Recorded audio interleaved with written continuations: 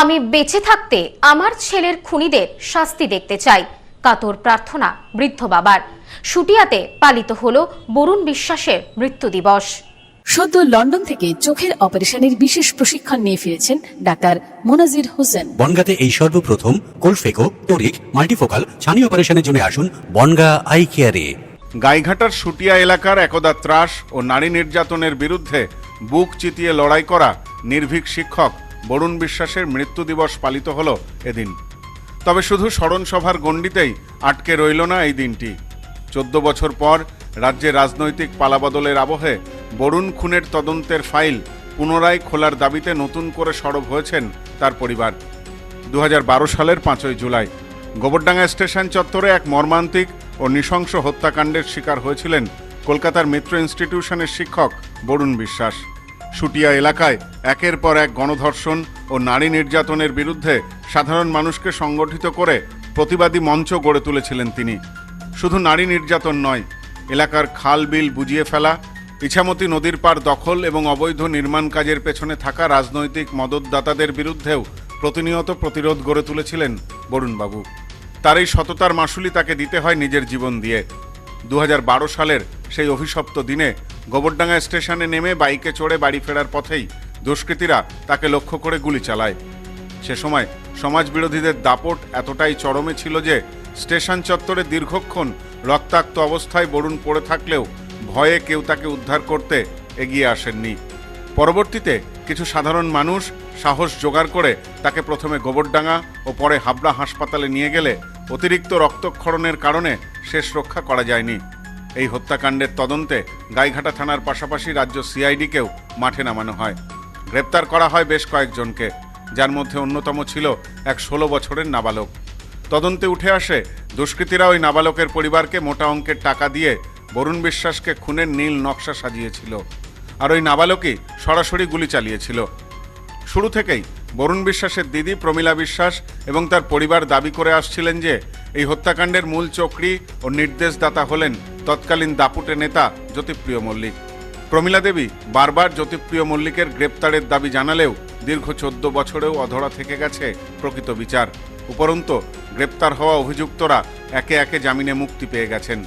14 বছর অতিক্রম হয়ে গেছে, আজকে আমার ভাইয়ের কোনো বিচারে কিনারাই হলো না।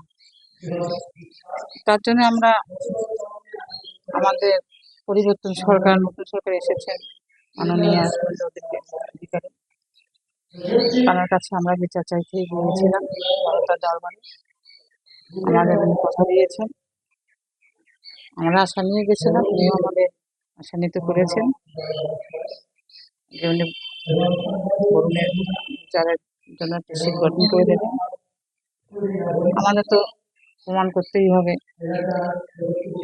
যেহেতু পুরাই বলদ আমাদের অসহায়তার সুযোগ নিয়ে আজকে তখনকার যারা প্রশাসনে ছিলেন, কারা আমার ভাইয়ের বড় ভাইকে দিয়ে যে এফআইআরটা করিয়েছে, সে এফআইআরটা সঠিক নয়।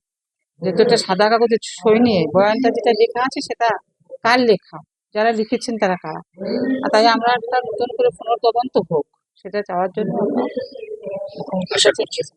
বরুণ বিশ্বাসের বাবা বৃদ্ধ জগদীশ বিশ্বাস বলেন, 14 বছর ধরে ছেলের খুনের ঘটনার বিচার পায়নি। নতুন সরকারের কাছে আবেদন যাতে সঠিক খুনিরা ধরা পড়ে, উপযুক্ত শাস্তি পায়। তার দেখে যেতে পারলে আমি শান্তি পাব। বরুণ বিশ্বাসের শাস্তি যে পুরোভাবে পায় সেইটি দেখতে চাই। কাদের শাস্তি চাইছে? দুষ্কৃতি যারা আমার বরুণকে খুন করছে, বোনকে মারছে, সবগুলো আমি দেখতে চাই। যে আমি জীবিত থাকতে দেখতে পারলি আমার আত্মাটা শান্তি পেত। কালকে তো মুখ্যমন্ত্রীর সঙ্গে দেখা হয়েছে, দিদিকে কি বলেছেন মুখ্যমন্ত্রী, কি বলবেন? সেই জন্য তো এতদিন তো বিচার দেয় নাই, এখন বিচারের জায়গা হয়েছে, বিচার পাবো সেই আশায় আমরা বসে আছি। সেদিনের ঘটনার স্মৃতিচারণ করে গোবরডাঙ্গা এলাকার এক চায়ের দোকানদার কাশীনাথ দাস এবং স্থানীয় বাসিন্দা অভিক দা বলেন, সেদিন সন্ধ্যায় গোবরডাঙ্গা স্টেশনের টিকিট কাউন্টারের কাছে দুষ্কৃতীদের গুলিতে খুন হন বরুণ বিশ্বাস। একজন প্রতিবাদী শিক্ষক হিসাবে আমরা বরুণকে চিনতাম। সন্ধ্যাবেলা এখানে চা খাচ্ছিল, চা খেয়ে স্কুল মাস্টার ওখানে গেছে, গুলি হয়েছে, গুলি হওয়ার পরটি কে মার্ডার হয়েছে? একটা লোক মারা রয়েছে, পড়াশোনা তো বললেন কি কারণে মার্ডার হয়েছে জানতে পারলে? না, তা কতক্ষণ এখানে ছিল, পড়েছিল কতক্ষণ? অনেকক্ষণ অনেকক্ষণ পড়েছিল। কোথায় মার্ডার হয়েছিল মূলত? স্কুল মাস্টারের বলে মানে টিকিট কাউন্টারের ওখানে। ফিরে আমি যেটা দেখতে পাই, তখন বডি ছিল না, মানে বডি বলা চলে, বরুণদার দেহ ছিল না ওখানে।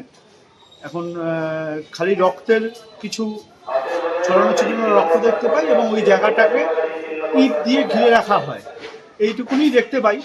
এবং বরুণদা শিক্ষক হিসেবে তো প্রসিদ্ধ ছিলই, অনেকটাই এই বিষয়ের সঙ্গে কানেক্টেড ছিলাম এবং বরুণদার সঙ্গে পরিচিতও ছিলাম। মূলত কি কারণে তাকে মারা হলো?